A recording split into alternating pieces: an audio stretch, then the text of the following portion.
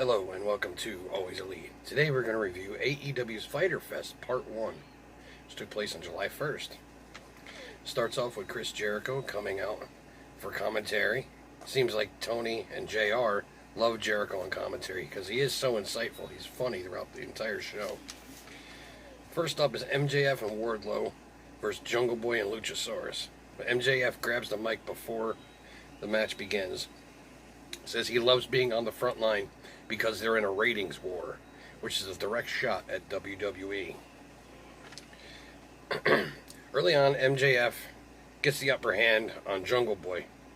Later on, probably about halfway through the match, Wardlow and Luchasaurus slug it out. Two extremely large bulls, just duking it out, blow for blow. All hell breaks loose and everyone falls down. MJF with a miscue and hits Wardlow with his ring. A few kicks from Luchasaurus, a choke slam, and a standing shooting star press, and Jurassic Express with the win. Coming out of the break, Joey Janela and Lance Archer are fighting in the crowd. Up next, it's Hikaru Shida versus Penelope Ford for the AEW Women's World Title. Even before the match, the ref throws out Kip Sabian for pushing Shida. Right after the bell, Shida hits a running knee, and it goes to the outside. Shida hits another running knee on the outside.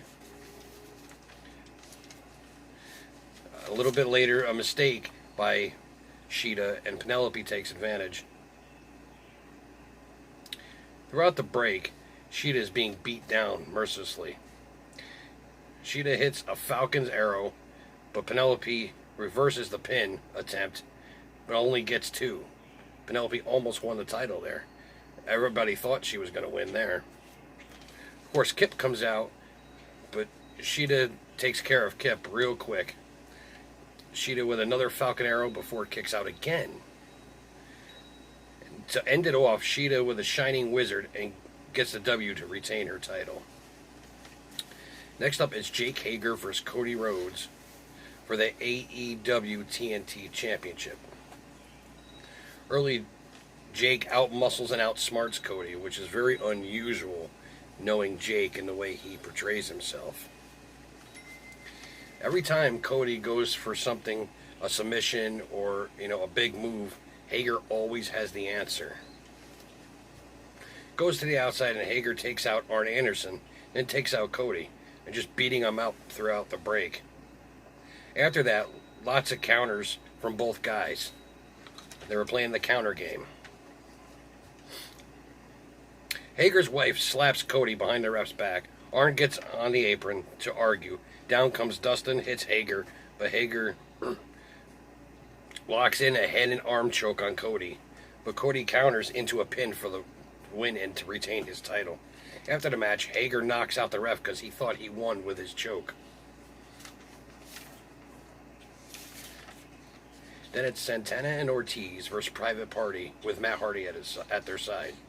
Early on, Private Party uses their speed to take control, but through some trickery,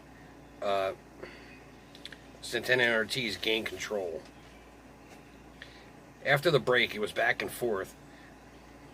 Santana and Ortiz with some double team moves.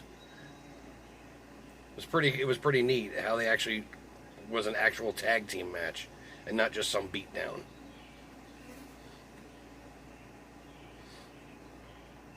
It was some great double teams, from both sides actually, through the latter part of this match.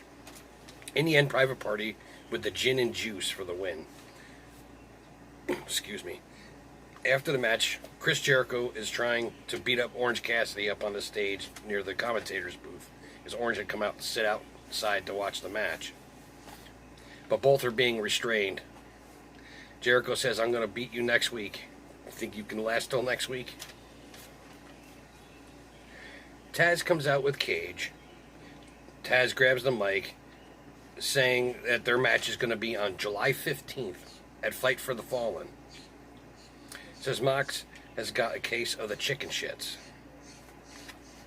Now, as you know, Moxley, or you don't know, Moxley stayed home for a couple of weeks because of the COVID thing. Also, TAZZ says that we don't run some, mom and pop crappy wrestling program over here, taking another shot at WWE. Then it's the main event. It's the Best Friends versus Hangman Page and Kenny Omega. Both teams are very good early on. Excuse me. Trading blows and holds. Great start to a match. Omega and Page finally get control and use great tag team moves to stay on top throughout the break. Coming out of the break, so much action on the outside, and Best Friends knock Kenny for a loop. Back and forth for pretty much the remainder of the match. To end it, both teams trade finishers, but Hangman with the buckshot lariat for the win to retain their titles. After the match, FTR comes down and hands Omega and Page a beer, but Kenny doesn't drink it in real life, so why would he drink it here? He proceeds to pour the beer out outside the ring, which pisses off FTR. And then the Young Bucks come down to break up the pending brawl that was going to happen. And that's how they left Fyterfest for the end of week 1. Now, next week is part 2. And come to find out that the Jon Moxley, as I said before, the Jon Moxley and Brian Cage match is not going to take place as the main event next week. Instead, we're going to get Private Party versus Page and Omega for the titles. And I believe that's going to be the main event for the show. Well, that's it for this week. Stay tuned for next week. And remember, always be elite.